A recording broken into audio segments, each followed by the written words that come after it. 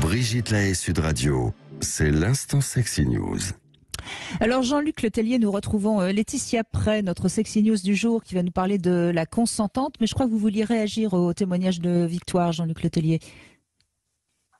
Je voulais juste dire une chose, c'est qu'effectivement, cette personne témoigne d'un grand... Alors, on n'a pas eu le temps beaucoup de voir, mais effectivement, quand elle se met pour la première fois sur un site de rencontre et qu'elle invite pour la première rencontre une personne chez elle, effectivement, elle donne un signe qu'elle n'a pas compris elle-même à l'autre que si il vient chez moi, enfin, si je vais chez elle, oui, c'est que c'est bien sûr. open bar. C'est ça. Et elle s'en est rendue compte après. Donc, c'est toutes ces conventions subtiles de, justement, on va dire même là, qui sont presque un contrat. Tu viens chez moi, enfin, si tu m'invites chez toi, ça veut dire que c'est bon. Hein, sinon, on va d'abord... Jean-Luc Letellier, c'est quelque chose que je répète souvent et j'ai souvent d'ailleurs mes invités qui trouvent que j'exagère un peu.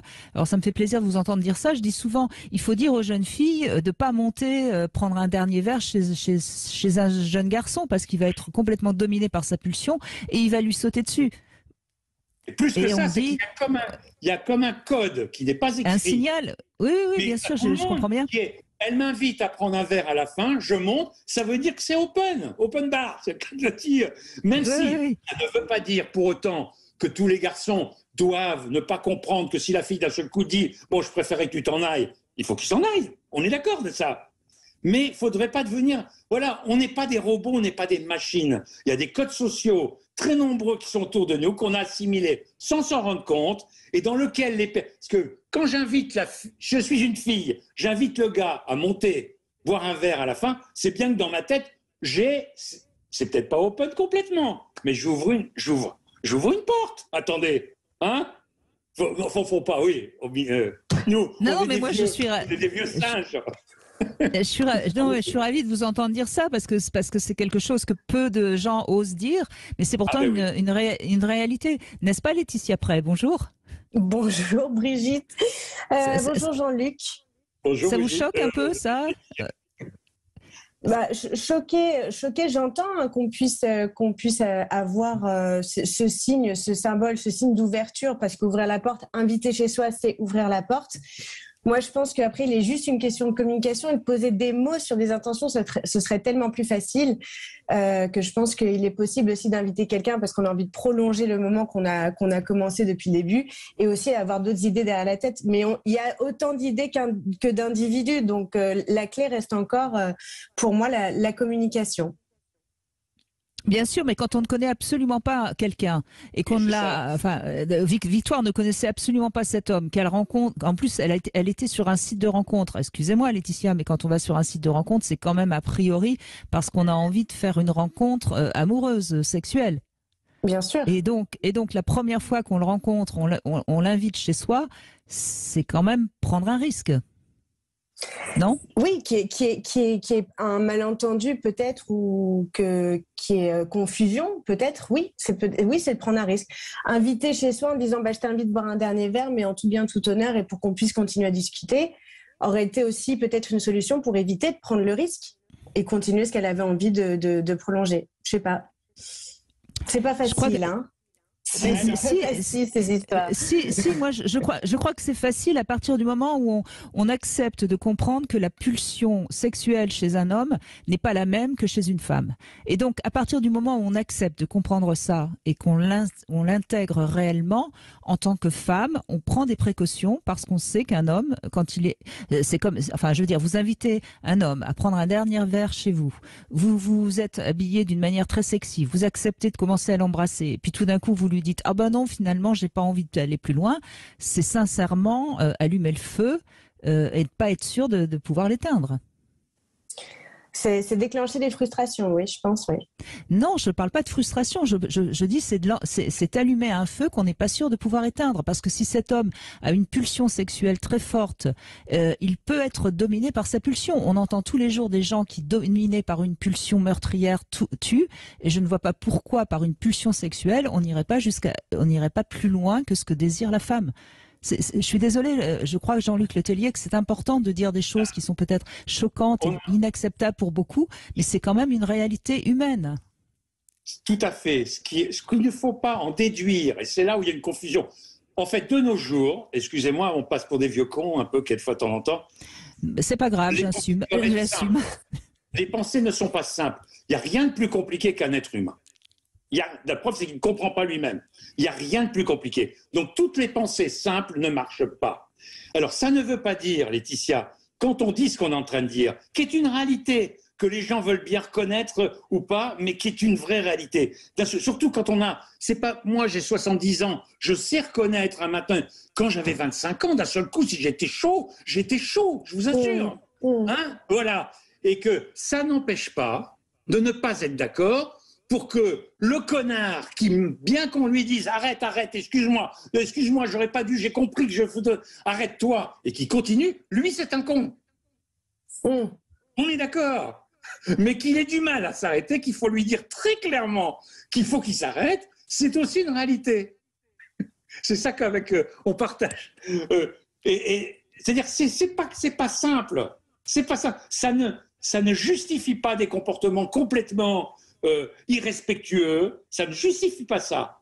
Mais j'ai relu avec beaucoup de plaisir un gros bouquin aux origines de la sexualité de Jacques-Henri Gouillon, qui est un grand biologiste évolutionniste le plus intéressant en France, cette question-là. Et il répète que nous avons tendance maintenant à penser que sexualité et procréation sont complètement séparées. Ce qui est vrai dans les faits.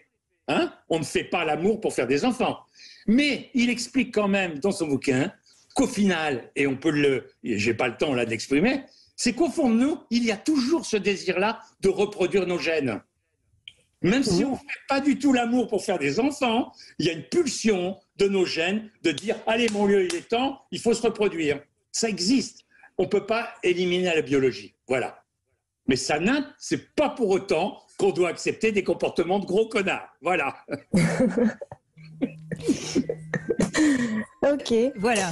Eh bien, Laetitia, maintenant, c'est à vous de nous parler de la consentante. Après tout ça. On va essayer d'y aller. Mais alors aujourd'hui on fête la Sainte Gladys, donc la Sainte Gladys, il serait judicieux de ne pas se tromper d'orifice. Voilà. Bon, Jean-Luc, on ne se connaît pas beaucoup, il me semble. Moi, je m'appelle Laetitia Pré. Mon concept, c'est de décortiquer de façon naturelle les phénomènes sexuels. Vous pouvez m'appeler Letty, comme l'étymologie, et parce que moi, j'adore ça et j'ai vu que vous aussi. Et quand même, ça donne les bases de pas mal d'informations. Ça va? Bonsoir, mesdames et messieurs. Ce soir, ensemble, nous allons essayer d'apprendre un mot. Ce mot, nous ne le connaissons pas. Ni vous, ni nous. Cependant, nous allons essayer de l'apprendre ensemble, mesdames et messieurs. Mesdames et messieurs, le mot de ce soir est... Découvrons-le ensemble. S'il vous plaît, démonstration. Voilà. Donc, le consentement, avec ce mot qui vient du latin de cum et sentire, qui signifie sentir avec. Donc, la notion de cum, vous le disiez en introduction, hein, ça renvoie au co, donc avec, et à sentir, c'est-à-dire être du même sentiment. Dans le dictionnaire Larousse, consentir, c'est donner son accord, mais la notion de sentiment n'y est pas indiquée. Alors déjà, on voit qu'en fonction des supports, des origines, c'est aussi un peu différent, cette notion de sentiment. Bon, c'est ainsi que j'avais commencé les publications de mon défunt Instagram, hein, le sexe est dans le pré, qui aura fait 2020-2021, courte vie mais intense, comme on dit. J'avais commencé avec ces 3 syllabes, consentement. J'y avais mis la même légende, mais bien sûr, j'ai gardé aucune trace et Instagram ne vous propose pas de conserver votre contenu avant de le supprimer sans consentement, pour le coup.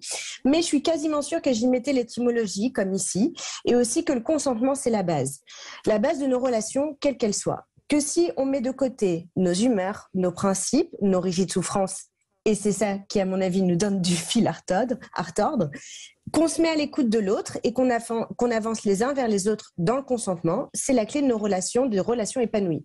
Alors, il en va de même pour le désir et le sexe. Hein. Sentez le con, fermez les yeux, ouvrez vos narines, laissez les énergies pénétrer les voies des indications du bon chemin à prendre. C'est toujours l'histoire de cette petite voix intérieure qui nous souffle les bonnes réponses et bonnes attitudes depuis le plus jeune âge. Et je crois que votre première témoin en parlait, hein, le fait de s'écouter et qu'on n'apprend pas beaucoup aux hommes, pour moi en général, femmes et hommes confondus, d'écouter nos petites voix intérieures et notre instinct. Ces petites voix, on l'étouffe à force de grosses voix autoritaires, et plus elles crient fort, ces voix, plus elles sont dans un mal-être qui ne permet vraiment pas vraiment le consentement. Alors moi, je trouve qu'on pourrait l'appliquer dans la vie de tous les jours, cette valeur de consentement. C'est comme ce cher voisin avec qui je partage le grillage de mon jardin et de lui son arrière-jardin. Il s'est mis à camoufler tout le dit grillage avec des restes de bambou qui vont sûrement jaunir d'ici 3 mois, ça sera de toute beauté. Il a agi comme si personne n'était là, laissant dépasser des mètres de bambou qui pourraient à tout moment transpercer mon fils lorsqu'il joue au foot. C'est si étrange, cette sensation d'être transparent quand même.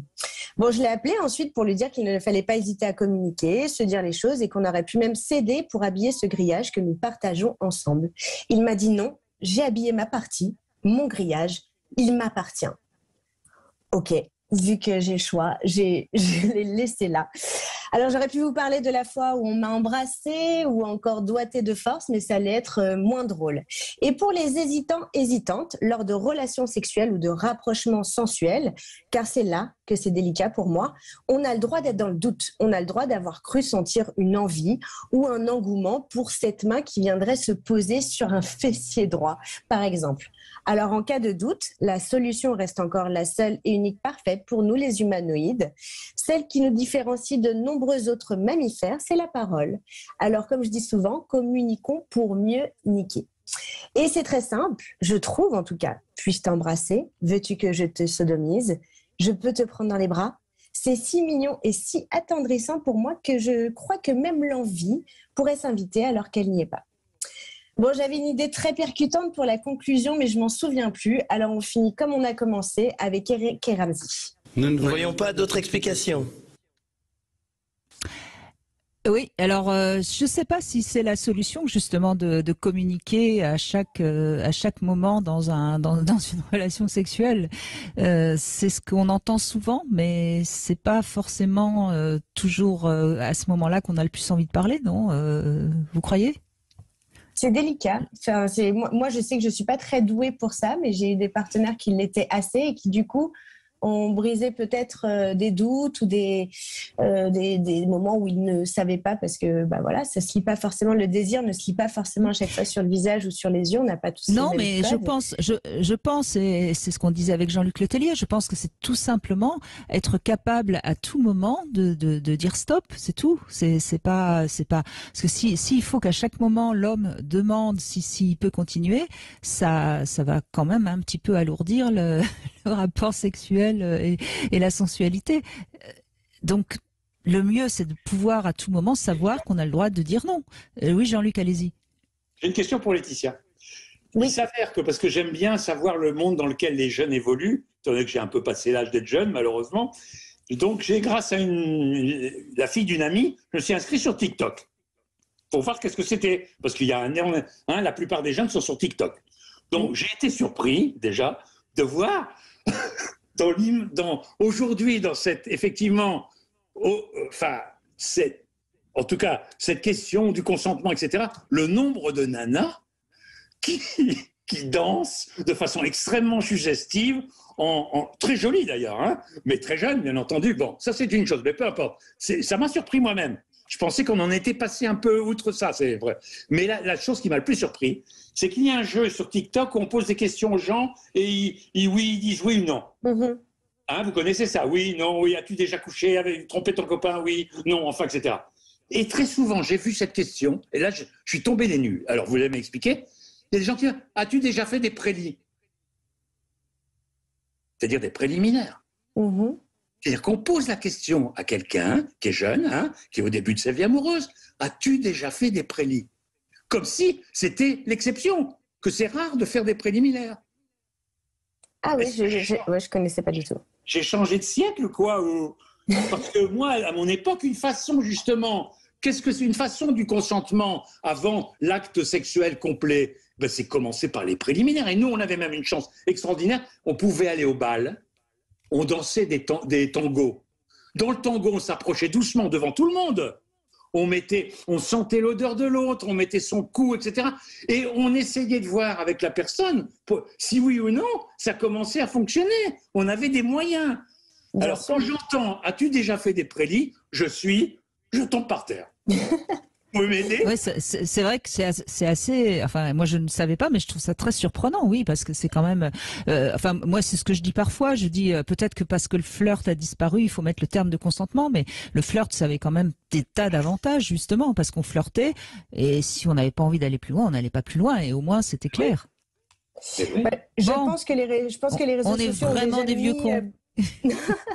Mais moi, je suis pas rentrée dans TikTok, donc peut-être que je fais déjà partie des vôtres, je sais pas. Bon, en tout cas, on continue à en parler avec vous. N'hésitez pas, venez réagir sur Sud Radio 0826 300 300. On parle vrai, vous l'avez compris aujourd'hui. Allez, à tout de suite. Sud Radio. Sud Radio. Parlons vrai. Parlons vrai. Sud Radio.